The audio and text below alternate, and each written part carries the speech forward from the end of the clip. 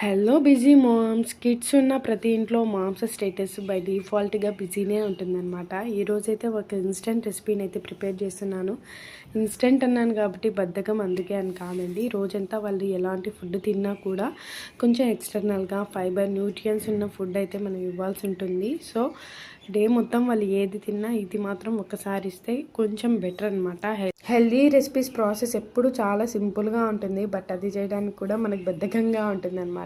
Just 2 cups full makhana and 2 cups అటుకులు తీసుకొని విడివిడిగా దోరగా లో టు మీడియం ఫ్లేమ్లో పెట్టుకొని వేయించుకోవాలన్నమాట. కొంచెం హై ఫ్లేమ్లో పెట్టుకున్నా ఇది మాడిపోతుంది, అసలు పనికిరాదు మళ్ళీ దేనికి కూడా. అండ్ ఇలా ఒక ప్లేట్లోకి అయితే తీసుకునేసి ఇంకా డ్రై ఫ్రూట్స్ ఏవి ఉంటే అవి, నేనైతే బాదం and sunflower seeds and flax seeds అయితే వేసుకున్నాను. అవి కూడా విడివిడిగా వేయించుకోవాలన్నమాట. బాగా చల్లారిన తర్వాతనే దీన్ని మిక్సీ పట్టాలి. దీని స్టోరేజ్ కూడా చాలా ఇంపార్టెంట్. మంచి ఎయిర్టైట్ బాక్స్లో అయితే కానీ వేసుకోవాలన్నమాట.